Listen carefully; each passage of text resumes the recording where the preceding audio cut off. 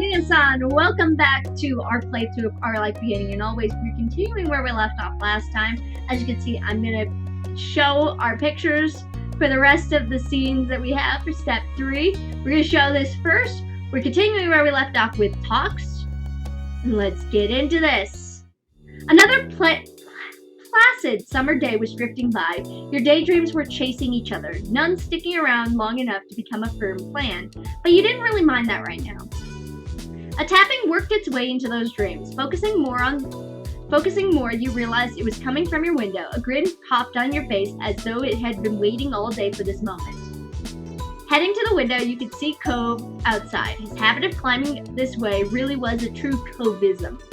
He'd rather scale your house than wait a couple extra minutes for you to come down. I'm holding a hand out for him. You offer Cove a hand to help him up. Once he was mostly inside, he took it to help steady the last bit of his entrance. He needed the help despite how many times he'd done it. Hey. Hey, Blue. Sup? Welcome home. Do you think my mom should invest in some bigger windows? Cove laughed at that and took one last look at his exclusive entrance. He hummed with a teasing look on his face. It'd make my life easier, that's for sure. Cove's voice came out quietly with a strangely pleased smile on his face. Did something happen? Cove opened his mouth to answer, only to have your phone ringing cut him off. You both turned to where it rested a little further up on your bed. It was still face down, so you couldn't tell who was calling. It's okay. Your attention shot back to Cove. He smiled at you awkwardly. Don't worry about it. Go check. It could be important. I'll wait. Thanks. You shuffled forward and scooped the little noisemaker into your hand. You flipped it over and checked the caller ID. It's Miranda. Oh, you should answer it. I want to say hi too. With a nod, you accepted the call and set it to speaker. Hi, Miranda. I should probably tell you you're on speaker, but I'm obviously not doing that at the moment. Hi. There was something off about her tone. Cove met your gaze and you saw the same confusion in his expression. Have you heard from Terry? At all? Or did you hear about her from Cove? No, she hasn't called me, but Cove is with me right now, listening into the conversation. You're on speakerphone. Please tell her this. Hey. Oh, hi, Cove. Is that what you were gonna say? He shook his head no before realizing that it wasn't a good enough answer with one person who couldn't actually see it. No. No, Terry hasn't called me today either. Is something wrong? At that, Miranda couldn't hold herself together any longer. The muffled sobs from the other side of the line were unmistakable. Terry doesn't like me anymore. If she ever did. What? That doesn't sound right. You're probably your best friend out of all of us. Yeah, why do you think that? She sniffled and there was a pause. You could hear her shift the phone to her other hand. Terry was here the other night watching movies with me. We were caught up super late. She realized her parents probably went to bed so they couldn't pick her up. My mom and dad were definitely asleep then. Dad works early. I tried telling her it was okay to just spend the night and she could text her parents what happened, but Terry didn't want to. You glanced at Cove. He looked equally unsure as you about where the story was going. It didn't sound like a friendship-ending situation. I suggested to make it easier if she was nervous, like she could sleep by herself in my room while I stayed somewhere else. Yeah? And I said we'd have to sleep at all. We could have just kept watching movies until one of our parents woke up. I wouldn't have minded. I know not everyone can do sleepovers, but Terry wouldn't even tell me what was really wrong or what I could do to help. I thought we could tell each other anything. I guess I was wrong. Did she stay in the end? No. No. We got too loud in the kitchen and my dad woke up. He offered to drive her home when he heard what was wrong. She texted me apologizing for my dad having to do that when he needed rest, but that was it. She isn't talking to me anymore. You could hear every bit of the tears and heartbreak in Miranda's voice. This continued to be a shock for your neighbor. But Cove recovered and spoke gently. I'm really sorry. I mean, There's no way Terry wanted to make you feel this bad. Or that she's just done with your friendship because of this. Miranda's sniffling continued. You'd hoped she had plenty of tissues handy. It's really weird that she reacted like that. It'll be okay. I'm gonna go with it'll be okay. It had to be. You couldn't imagine any alternative. Miranda's voice sounded a bit more collected after finishing her story, but you knew that crying was far from being done. I thought she would have reached out to one of you by now. Maybe she's not talking to anyone. Yeah. Sorry for bothering you and Cove about this. Apology accepted. Don't worry about it. right. Right, you can tell us things. Thank you. Her shaking voice finally conveyed a little optimism, or at least relief that she wasn't dealing with it entirely on her own. Is that all right? If you do hear anything, could you let me know that she's alright? We can. Thanks. Let's talk later, okay? Bye. Bye. Bye. That didn't really seem like an especially productive point to end the call, though you also weren't sure where to go from there. Looking to Cove, his face seemed as lost as yours. With no alternative, you hung up and put your phone back on your bed. Cove crossed his arms, a frown creasing his face. He began to pace the length of your room, clearly trying to put pieces together in his head in a way that made sense. I'm pretty confident about it working out well.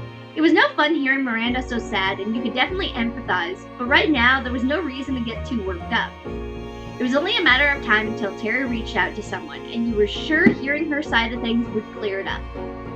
The empty state of your head before learning this was not helping you right now. You couldn't put two thoughts together, and flopping back on your bed, you stared into space. We should probably try calling Terry. Why? No, you don't forcibly call somebody. You let them come to you, especially in a situation like this where they're not talking to anybody. Why? Oh, Cove. Cove's voice managed to drag you back to some grounding. He stopped pacing, but you saw a perturbed look on his face. I think that's how you say that. Is it really something we should get involved with right now? Cove's mouth pressed into a hard line. At the moment, it seemed like the two of you were on very different wavelengths as to how to deal with this. Come on. I want to talk to Terry. She's my friend too. Fine, then let's call her. Cove looked away and pulled his phone out. He went over and stood at his side as he was dialing. Cove let it ring and ring and ring and ring. Terry didn't answer. There wasn't even an option to leave a voice message. Your shoulders slumped, and Cove looked even more troubled. If that was possible, he turned to you as if for some lifeline. Could you try calling? I'm gonna send a text. Just like, hey, was trying to reach you, call me or something. Yeah? You took your phone once more. Unfortunately, after another set of interminable, blah blah blah, after a moment of multiple rings, the line went dead. No answer, no voicemail. Hanging up, you saw Cove visibly deflate. He rubbed his arms, eyes distant, openly struggling with the whole affair. I don't like this at all. They're fighting. We barely know anything. We're supposed to, and just wait and see? Despite only being a minute since he texted Terry, Cove checked his phone again. He was desperate for progress, for something, and you frowned as you watched him. You need to try and relax. Cove stared hard at the screen as though he was trying to will a new message to appear. As your words sank in, his gaze slid over towards you. Just a little bit? Come on, you're working yourself up. Closing his eyes, he took a deep breath and released it slowly. It wasn't much, but you could see him ease up slightly. Yeah, you're probably right. Cove was still gripping his phone with both hands as though it might fly away if he let go. Should we? Well, what do we even say if we hear from one of them? His pacing resumed as he attempted to answer his own question. We should probably tell them to talk to each other instead of only us, maybe. He slowly came to another halt, like a gear winding down. Why do I have to come up with things?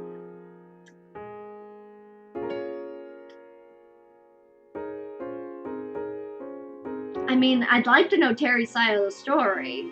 That's about it. Nothing can be done until you knew what she thought of this. That much was certain. Cove nodded slightly in agreement. For several minutes, you both remained there in silence, drowning in your thoughts. Eventually, Cove turned around. I'm gonna text Terry that we already know what's going on. Maybe she'll have an easier time talking to us because she won't have to pretend to explain. Sure! I don't think that's gonna work, but go for it! Hit the ball into the ballpark. Can't do that. Miranda didn't say it was alright to admit she talked to us. Miranda called you, asking if Terry had opened up about it. Then she told us what happened in private. She didn't know if Terry would be okay with any of that. Wait, what? Why is Cove saying that? That doesn't make it fine to do that to her. Terry isn't talking to Miranda at all. If you want to tell Terry, we should still talk to Miranda about it first. I get it. Oh, okay. We could, but if Miranda wanted it to be a big secret, then she should have just said that. If she does want to hide it, I don't think we should. Wow, I'm overwhelmed and don't know what to say next. Upset, your voice got caught in your throat as your thoughts were pulled in too many directions. Cove took your silence as a go-ahead. You shouldn't take my silence as a go-ahead for anything! God, Cove! Cove's fingers worked furiously, yet carefully. He was giving his full attention to his words. You sidled up next to him and looked, trying to watch what he was writing.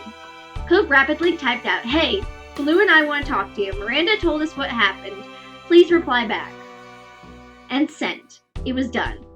We'll just have to see what happens now.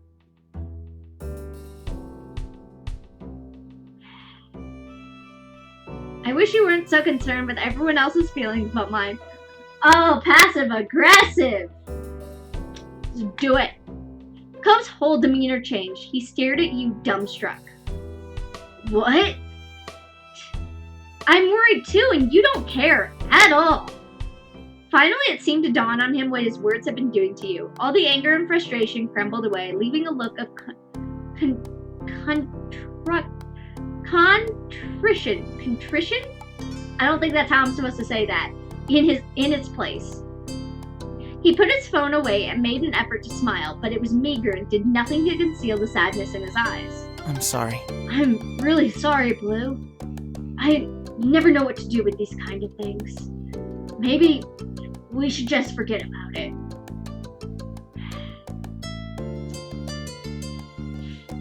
I'm gonna smile just a little bit. Even this slight lessening of tension between you and Cove was working wonders on your shaking heart. The last thing any of you needed was more division amongst your friends. A silence stretched on for what felt like hours, but it likely wasn't that long before there was a knock on your bedroom door and Mom peeked in. Just wanted to check on you. Oh, Cove, when did you get here? Never questioned that, Mom. Never questioned that at all. Oh my God. Hold on. I am realizing. Hold on. Don't mean to have that on there. Hold on. I just realized that it was using a different microphone than my actual microphone. It was using the microphone from the webcam. I didn't. How? Oh my God. I'm so sorry, guys, if the last episode's audio sounds weird. If this audio sounds weird for those first 14 minutes. I didn't know it was using the microphone from the webcam. The webcam's microphone is like totally opposite direction of where I'm projecting my voice because it's not at the microphone. I was aiming for the microphone. How did I miss that?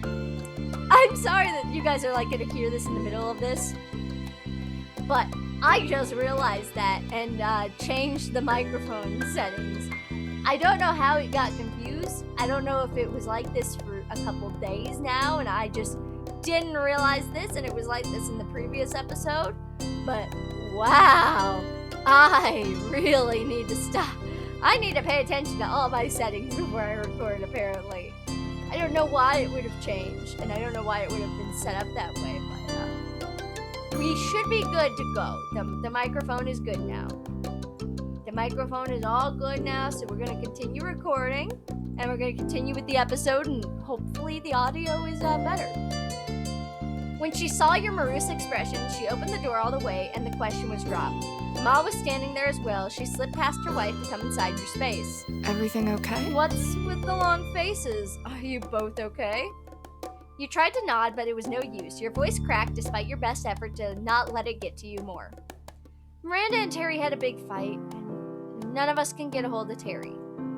Your parents exchanged a meaningful look, though its meaning was lost on you. I am so sorry. I'm so sorry to hear that there's trouble with your friends, sweetie. Is there anything we can do to help? Out of the corner of your eye, you saw Cove rub his arm awkwardly, unable to add anything. No, we're just waiting to see if Terry calls, or texts, or if Miranda does. We can at least help take your mind off things while you're waiting. Yeah. Another great idea, Lonnie. We can get the whole gang together for some quality time. Mom gave you a soft smile and added, "This'll be good, especially since it might help make up for what happened at the farmer's market." Are you saying that you wanted me to play these in sequential order? Great, Mom. Yes, it'll be wonderful. I'll go see what Lizzie is up to right now. Excited, she fluttered a few steps away and then stopped. She pivoted on her heels and raised a single finger, flashing a big smile at Cove. It's no trouble. And of course, Cliff will be welcome too. Knowing your family was always there for you, that couldn't be underestimated. In fact, it meant everything to you that your moms cared so much. Thanks, Mom. Yeah, thanks. That's nice of you. You're welcome. You're both very welcome. Don't sweat it. Not so, kiddos. Leave things to us. Just relax, and we'll call you when it's all together. You nodded, and your moms dispersed for now, springing into action for their impromptu get-together. You flopped down on your bed, feeling like you could sink into it and disappear. Cove, meanwhile, took a spot on the chair off to the side.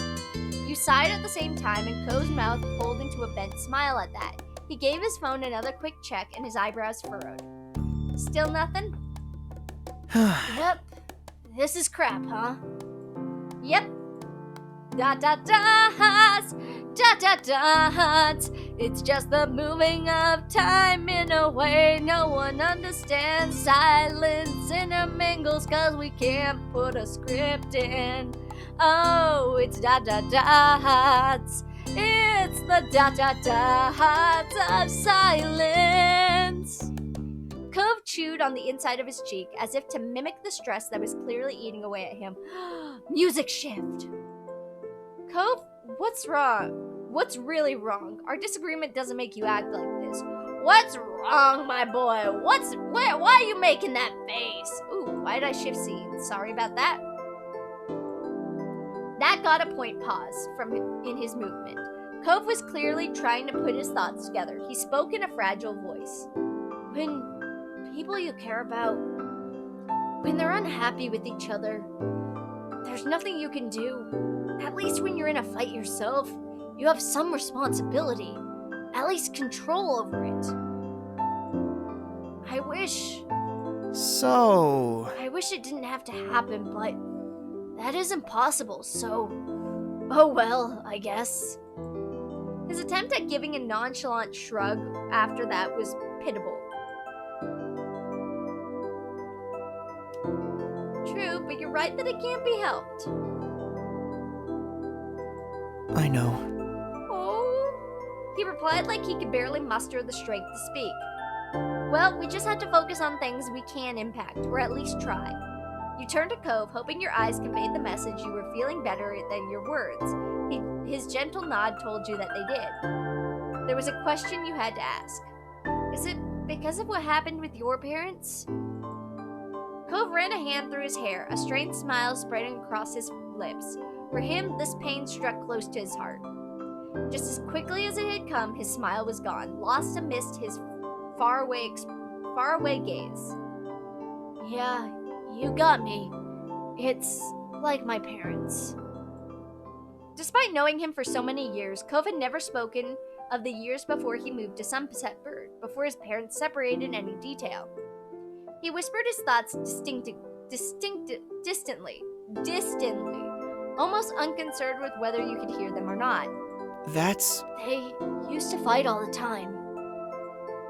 I think they got along when I was a baby. I mean, they had to have wanted to be with each other at some point.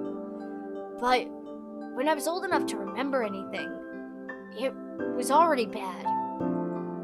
There was always something wrong, and I could never help, and I just wanted them to be happy. You tried to imagine your moms breaking up, and the very idea scared you, but Cove had endured that for real. I'm sorry. Blue. Oh, that sound! The way you said my name! That's so sad. Don't worry about it. It's okay. Despite that revelation, Cove gazed reassuringly at you. It's not like that anymore. Things are so different now. I don't even really think about it. Then again, the sorrow reasserted itself. When he continued, you could barely hear him. Though, I guess it's pretty obvious I haven't forgotten either. I'm gonna kiss you. You crossed the room, picking up a little bit of speed, and Cove's eyes widened. He shot out of the chair and stood waiting for you with a nonplussed look. When you collided into him, wrapping your arms around his neck, covering his mouth with yours, all mystery was gone, and Cove squeaked against— Look at that face he's making! Oh, but he's crying! I don't know what to say. He's crying and making an adorable face. But when the situation struck him fully, he responded in turn. Cove used his hands to grip the back of your head. He pulled you in tighter, buoying you up further. After a brief parting to get some air in your lungs, he kissed you again longingly without hesitation. You both needed the comfort and closeness for just a little bit longer. When he finally did stop the kiss, he kept hold of your hand. The two of you took a seat again, this time side by side on your bed. Da-da-da-hats, da-da-da-hats, the passage of time going forward through the da-da-da-hats, da-da-da-hats. Today was a lot, huh? Yeah, it was. I'm leaning against you. Resting the side of your head on his shoulder, you glanced up at his face. Cove watched you affectionately. In that gentle gaze, you finally felt like everything was going to be okay. No matter what happens, we can make it work. His mouth pulled into a bed smile at that. You chuckled, resting your head comfortably back on his shoulder. Yep, I'm resting my head on your shoulder. Me too. I think so too. He couldn't sit still anymore. Cove leaned in, delicately pressing his lips to your forehead to kiss you once again. He raised one free hand to lightly touch your jaw. Despite having just initiated one yourself, a breath caught in your throat at being touched that way. When you remembered to breathe, blood rushed to your face, turning your skin a deep red. You tried not to think about how hot you were feeling, because after everything that happened today, you were just grateful for the moment. And while you stayed like that, a comfortable quiet fell between you, and the sun fell with it. Da-da-da-hats, they show the passage of time, and they show nobody's got a creative way of showing time goes on, or filling this silence with anything else but a da-da-da-hat. The warming calm ended when Cove gasped sharply. You spun, half expecting to find him nursing an injury, but instead found him staring straight ahead. What? Oh my God. I think my phone just vibrated. Shh, okay. Well, you better find out if it did. Right. He patted his pockets, fumbling in his panic, and yanked the phone out. The force of the action nearly catapulted the device out of his grip entirely, but he caught it just in time. His eyes honed in on the screen. It's Terry! Thank God, she says she's sorry. He looked back at you, eyes wide with his nerves starting to fray once more. What should I say? Tell her to call us. Okay. He flashed to a shaky smile as he began to type. He suspected that he had similar thoughts himself, but wanted to be the reassurance of a second opinion. Cove's phone buzzed nearly as soon as the message was sent. It's Terry again. She's talking to us. She asked about what Miranda said, but wait. He leaned in, watching the conversation unfold on Cove's screen. Right. She's gonna actually call. Cove held his breath as he waited. Though he was good with people, he'd never been at ease managing conflict. His phone rang out. Cove jammed the answer button. He switched the phone to speaker mode, allowing you to participate in the conversation. But despite his immediate reaction, his voice lacked the same resolve when he spoke. Hey. It was a tentative and a white flag fluttering in the wind. Lou is here too. Hey, Terry. Hey. Hey, buddies. Terry's voice was barely recognizable without her usual click patter and energy. Are you okay? Are things okay? I don't know. Probably not. Cove tensed, his free hand coiling into an anxious fist. Can you talk to us about what happened? Don't you know already? Miranda explained some of it, but it doesn't make sense to us. You heard Terry sigh over the phone as she unburdened herself. Pretty much. I was at Randy's house. We decided to watch some movies she super liked that I'd never seen before. Turns out there was a lot of those. We watched one and then another and another. We're having so much fun. Each time one finished, she had another one to share with me.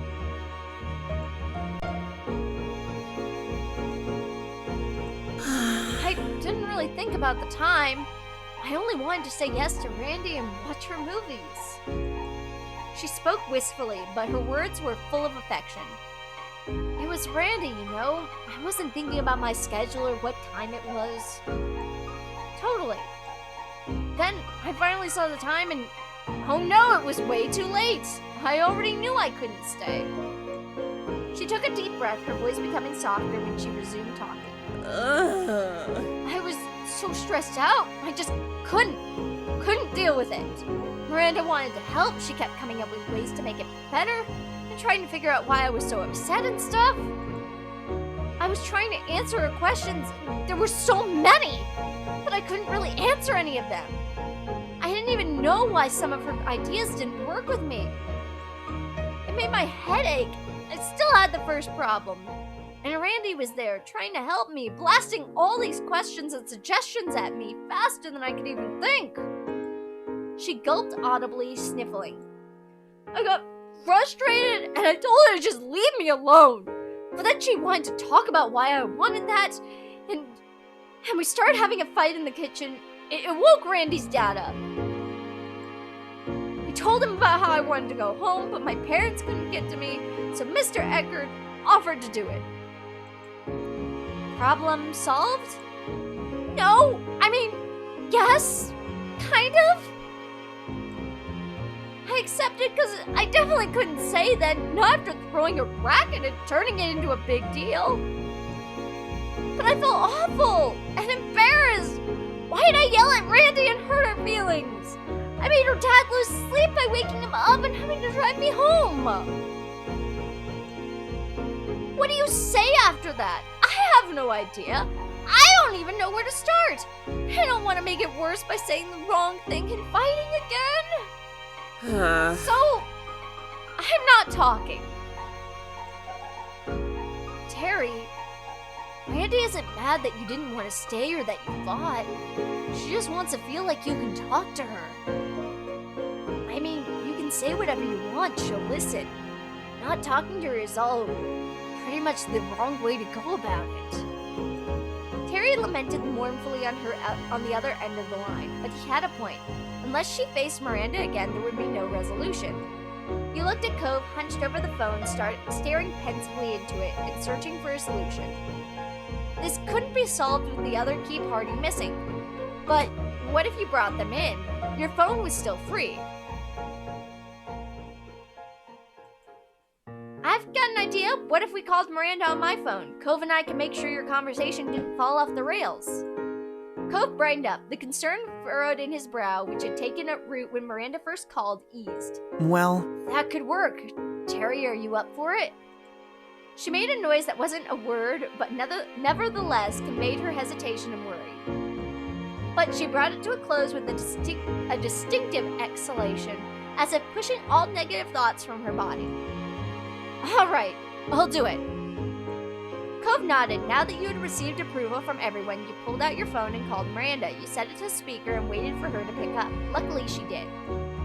Hi. Hi, Blue. Her voice was still distant, as if her thoughts were elsewhere, but it was loud enough for your needs. Hi, you're on speaker. Terry is on speaker too, on Cove's phone. Oh. She paused when she digested this information. You watched the phone screen, hoping she wouldn't hang up as a result. Really? Oh, really? Yeah, it's really me. Can you hear my voice all the way from your house to theirs and then mine? I can? You and Cove exchanged looks, waiting for the wall between them to break, and wondering who would be the one to do it. As the quiet dragged on, you caught Cove chewing his cheek. He must have weighed up the same question as you, whether to encourage the conversation along or leave Miranda and Terry to resolve it themselves. The answer came in the form of one sniff, followed by another from Cove's phone. Sorry. Sorry, Randy. I hope you still like me. What? You were the one acting as if you didn't like me.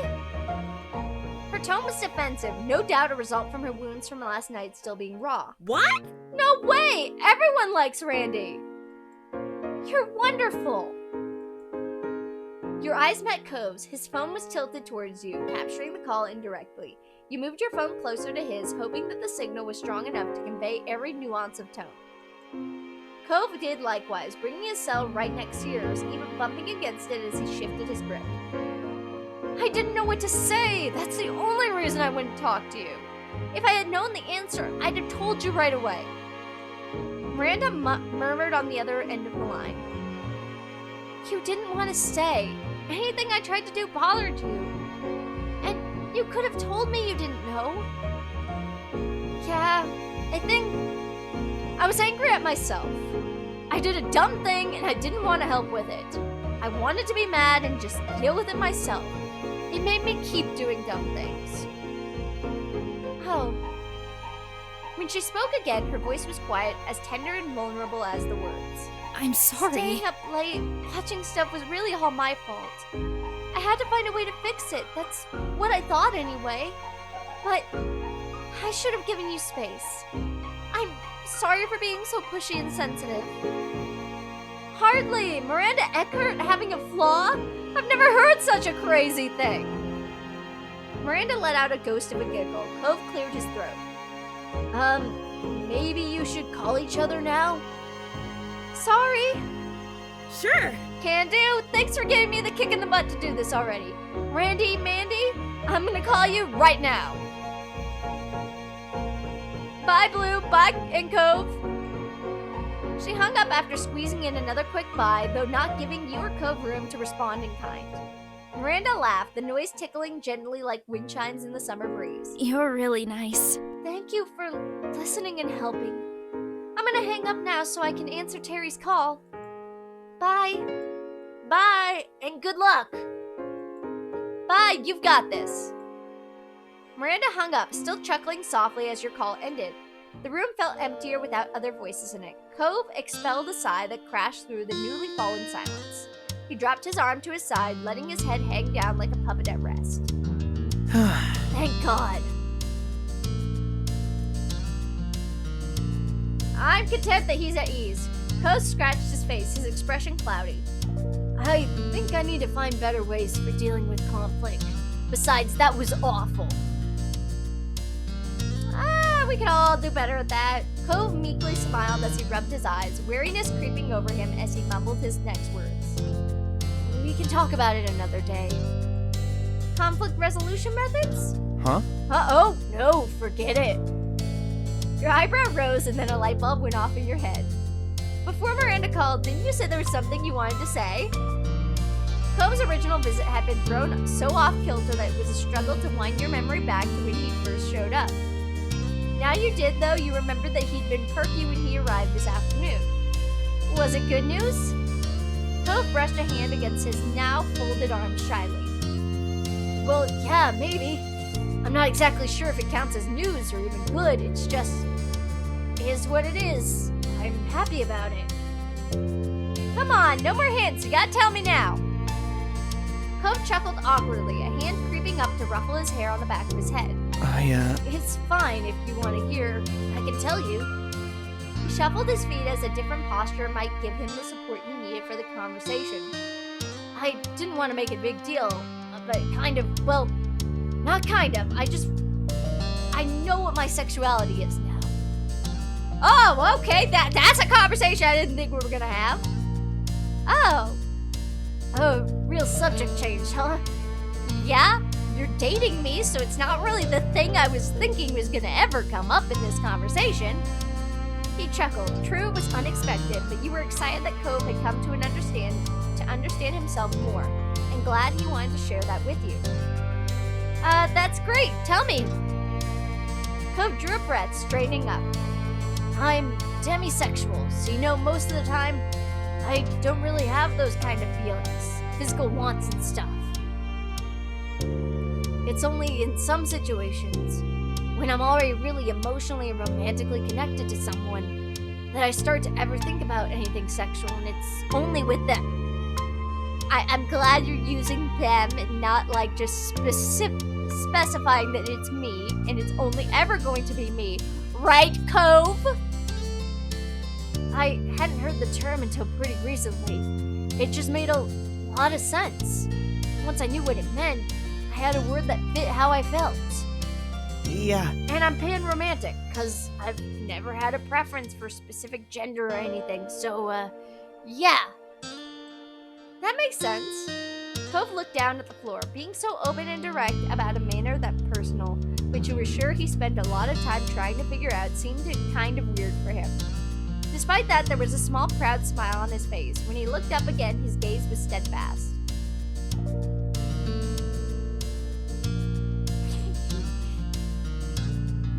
Okay, I'm not gonna say it, but let's go for it. Cove flushed and frowned equally hard at the statement. He struggled to get out a response. Yeah?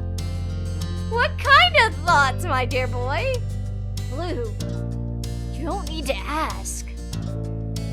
You were sure that was true, but couldn't help chuckling at how bashful he was. And no matter what, you wouldn't be getting more explicit response than right now. The topic was dropped. All this talk of Cove's sexuality made you reflect on your own. Not really, your feelings of yours hadn't wavered. Cove had known for years now. It was heartwarming that he had reached a point where he felt similarly capable of discussing his own. You felt even closer. You could tell that Cove felt like it had been an emotionally draining day and that had now come to a close. Everything wrapped up neatly with a bow on top. You had some good talks with your friends and with each other. A lot had been brought into the light, and you'd come out of it not only knowing each other better, but yourself too. But there was still something that Cove didn't know, something that had gnawed on you many times over the years. You never told Cove about how you first met his dad. Excuse me, I'm not doing this. No. Are we actually gonna tell him? You always held it back from him, unsure how he would take the revelation. His dad seemed to have done the same, as Cove didn't seem to have heard it from Mr. Holden either. Are we really gonna... Do I really need to... I'm debating, because this feels like the last moment you could ever bring it up to him. And I feel like he's in a good place with his dad.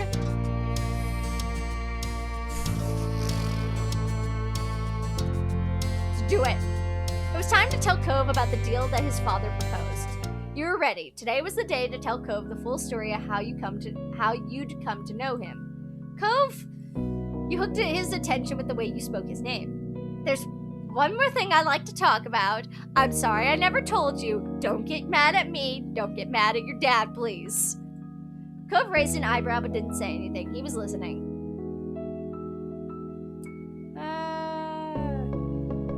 I'm being cautious. way back when we first met. It was actually your dad I'd met first. When you'd run off, he was waiting outside the house to see if you'd come back. He didn't find you, not then, but he did notice me as I was walking home. Cove nodded, eyebrows still raised. You could tell he was trying to predict where this was going. You could also see he was failing. He was worried sick about you and desperate to help. And that's why he offered me $20 to be your friend. Cove's eyes widened into huge circles as you uttered the final sentence. His mouth hung open, ready to speak, but no words followed. You stood still, giving him time to process this revelation. You watched the layers of subterfuge being ripped away as his eyebrows rose higher on his forehead, followed by a deepening frown. And then Cove burst into a roar of laughter. That's horrible! He tried to bribe you? I think this is the only stage where Cove would actually be like okay with talking about it. So, okay, this... And you were what, 8? Dad, why? Oh my god! Cove was bent over with laughter, one arm supporting his sides. He covered his eyes with the other hand, hiding the tears of mirth sprouting from the corners. You laughed along with him, glad you could finally share this ridiculous anecdote with him, and relieved that he wasn't upset by the secret. I only think he wouldn't be upset now. Eventually your giggles wound down. Cove wiped the last of tears from his eyes, still grinning as he took wheezing breaths. Wow. He shook his head. That's my dad. I guess there's always another Clifford surprise waiting in the wings. But $20, huh? What a cheapsake. What a cheapsake. Cheapskate. Considering how much time we spent together since I moved in, you were paid pennies on the hour. Not even pennies, just 1 penny an hour. A fraction of a penny. I wasn't paid anything. I didn't take it, my dear boy. Not even that. I got nothing, because I wasn't going to take money from a weird stranger I just met. Cove gave you a lopsided smile with a shake of his head. Sorry. Sorry. You definitely got the short end of the stick. I think I got the best end of the stick. Yeah. The best deal I could have ever gotten. He stared at you, his previous expression swept away by shock, before his face softened into an affectionate smile. Me too. I feel the same way about you, Blue. His words were sincere and a genuine confirmation of his feelings towards you. I really couldn't have asked for anything better.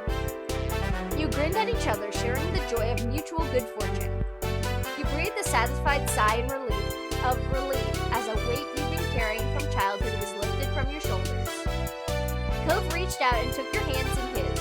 Squeezing gently, your eyes met, and you knew that your feelings of being glad to be there, glad to know him, were why can't I say this word? Recuperated in full. Thanks for telling me. I appreciate the honesty. He grinned slyly. And now I've got more ammo to tease Dad with. No problem. Hey. Hey, we should probably head downstairs soon. If your moms are still waiting for everyone to get together. Yeah, that's right. With renewed spring in your step, you led the way out of your room. You got downstairs to find others already assembled and waiting. Hi. Hello. Hey. Good to see you both. Hey. Hey, we were trying to corral everyone into a group, but the two of you were already upstairs this whole time? Of course we were together. Cove! Cove! Cove! Oh! You get the ammo and then you shoot it immediately. God damn it, Cove. I'm just glad he has this relationship, that he's so comfortable with his dad now that he's willing to do this. The statement was meaningless to your family, who looked at each other for answers in vain. Mr. Holden, who got the message loud and clear, seemed embarrassed. He chuckled nervously, rubbing the back of his neck, and then his hand froze in place. Huh? Wait, when did you figure that out? You never mentioned it growing up. I just told him. Hi, I kept your secret for all this time. Today, just now, Lou told me. Mr. Holden's hand awkwardly slid off his neck as he stared at Cove, the answer catching him off guard. Out of the corner of your eye, you saw Mom mouthing questions at you. Everyone was waiting for an explanation. I feel like I shouldn't have to give this to you. I think it should be like a little secret between the three of us. Similarly to his son, Mr. Holden broke into laughter and turned to address you, a hand laid over his chest. I can't believe my partner in crime betrayed me. And after all these years, I thought we had something. His voice was deliberately light, assuring you that it was only a joke. He shook his head, throwing off the jest as he spoke seriously. No worries. I have to admit, I am amazed that you've kept it under your hat this long. Nah. It had to be done. Uh-huh. I want to know why my dad kept this a secret this whole time. I think it's because you didn't have the greatest of relationships, so I can't 100% blame him. Mr. Holden looked back to Cove, lines forming on his forehead as a wide eye signaled a wordless apology. Can we hear exactly what this secret is? Nope! The suspense is killing us. Right. Alright. I'd better get everyone up to speed. He held his hands, palms out, pacifying his audience, or perhaps holding them up as a shield in advance. That first day I met Blue, I'd been worrying about Cove being alone that summer. Well... There wasn't a lot of kids around, and he wasn't exactly the best terms with me at the time. He glanced around at your family, gauging their responses. I felt like this was my one shot, so I kinda offered her $20 to be friends with Cove, and added that she couldn't tell him about it. Liz gasped. Mom was staring incredulously at Mr. Holden while Mom's eyebrows retreated into her hairline. You and Cove, already knowing the story, were the ones unaffected. But after a while, I did honestly forget it even happened. No, you didn't, you liar! He raised his hands higher, now level with his shoulders. Not a bad idea, you thought. If Mom felt inclined to throw a cushion at him, he probably managed to block it in time. I know that's bad. I've had so many grand ideas over the years. It's hard to keep track of them all. Cove smiled, placing his hands on his hips and shaking his head at his father's antics. Seriously? I can't believe you. Though, also, I totally can. Your moms were less indulgent. The shock had ebbed away into displeasure. Mom's foot was tapping rapidly as she frowned at the next-door neighbor, while Ma had her arms crossed over her chest, her lips pursed. I'm sorry, Blue, and I'm sorry to your parents, too. That was way out of bounds. It's fine. I didn't accept the money. You're golden, hon. You're golden, Mr. Holden. Don't worry about it. Everything worked out. I didn't take the money. I still got to be friends with your son. I got paid in the best thing in the world. I think we're okay. Your moms gave each other a look that seemed to communicate with eyes alone. All right. Well, that's that then. It won't happen again. Absolutely. It definitely won't. All right, good. It was a little surprising that they were letting him off the hook, but on the other hand, it was a long time ago, and you were sure your moms remembered those painful early days of Cove's arrival, too.